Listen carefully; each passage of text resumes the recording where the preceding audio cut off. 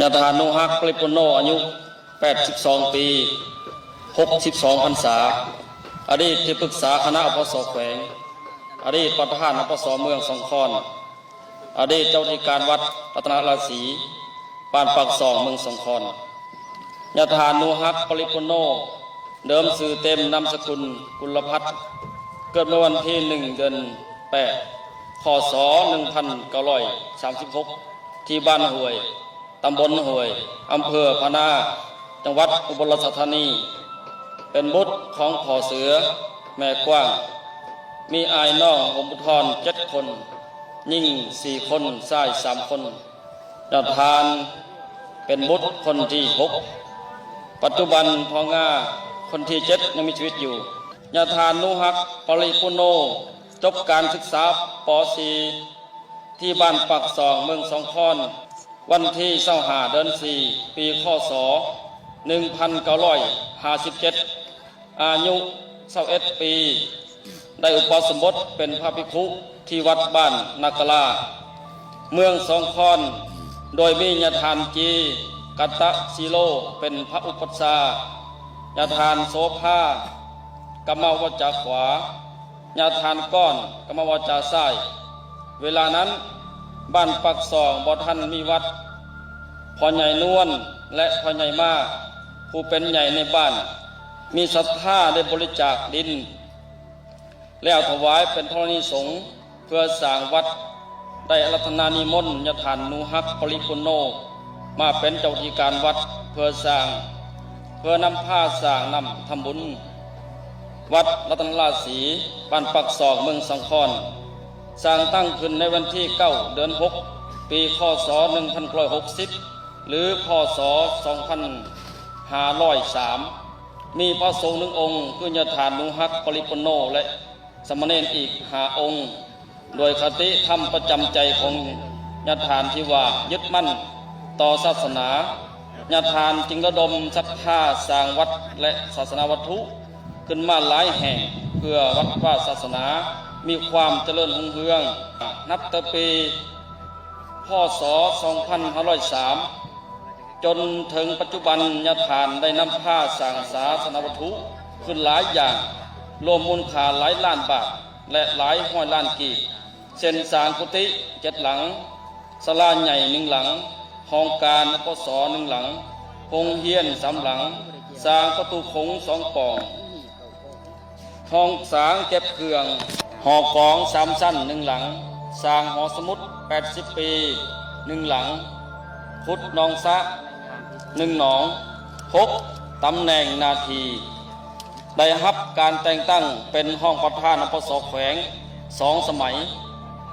ได้รับการแต่งตั้งเป็นประธานอปสเมืองสงขลา4 สมัยได้รับการแต่งตั้งเป็นที่ปรึกษาอปสแขวงสมณเขตผลงานที่ได้รับ 1. ได้รับไปย่อเจ้าแขวงสมณเขตฐานวิรันพมเข1 ใบฉบับเลขที่2961ด้วยผลงานการเคลื่อนไหวเวียกงานภารกิจสืบทอดพระพุทธศาสนาและรับใช้สังคม 2. ได้รับไปย่อจากเจ้าแขวงฐานตลอคำเผยพันธจรด้วยผลงานระดมทุนก่อสร้างโรงพยาบาลสงแขวงมูลค่า13,500,000 กีบ 3. ได้รับใบสมเสยจากเจ้าแขวงสมณเขต1 ใบฉบับเลขที่471ด้วยผลงานประกอบส่วนเขาในการประกอบขึ้นเขากระบวนการต้านและควบคุมพยาธิไข้ยุงลายซกปี 2012 หา 2013 จำนวน5,360,000 กีบ 4. ได้รับใบย่อ2 ใบจากท่านศรีสวัสดิ์แก้วบุญพันธ์ฉบับเลขที่59ทับสนสและฉบับเลขที่11ทับสนสครั้งวันที่29 พฤศจิกายน 2007ด้วยผลงานประกอบส่วนเคลื่อนไหวเวียกงานในเราสังสารได้รับใบย่อจากฐานเจ้าแขวงฐานสีเหลือบุญคำ1 ใบฉบับเลขที่803ลงวันที่13 ธันวาคม 2002 ด้วยผลงานการเคลื่อนไหวเวียกงานองค์การพุทธศาสนาลาวเมืองสองคอน6ได้รับใบสรรเสริญจากท่านเจ้าเมืองสองคอน1 ใบฉบับเลขที่853ลงวันที่17 เดือน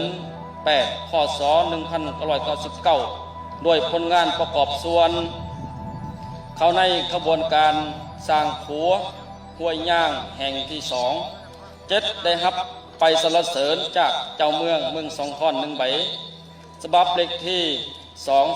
2282ลงวันที่26 เดือน5 พศ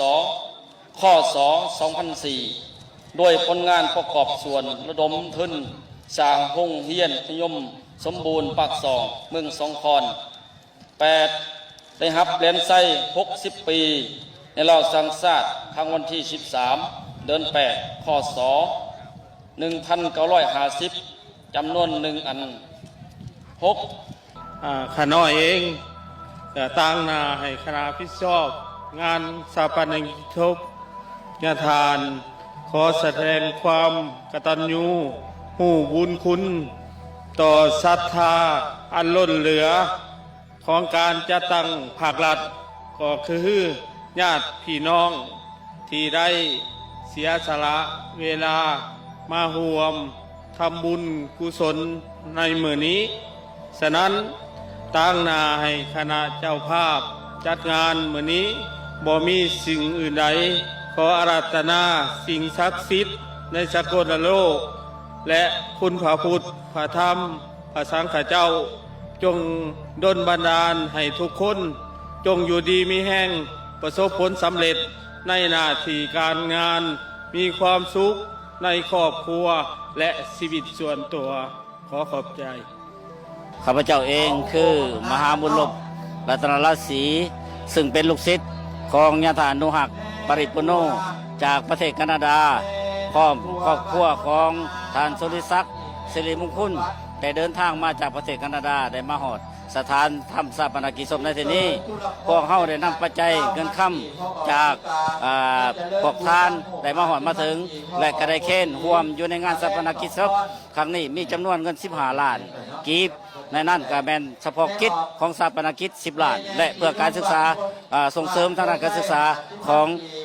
พระสงฆ์จำนวน5 ล้านดังนั้นข้าพเจ้าขออุทิศดวงวิญญาณของญาติทานผู้จากไปจงไปสู่สุคติภพและอวยใส่ให้พรและให้บรรดานักเรียนนักศึกษาพระสงฆ์สามเณรจงเจริญก้าวหน้าสืบต่อห้อยของญาติทานสืบต่อไปขอคารวะเพียงนี้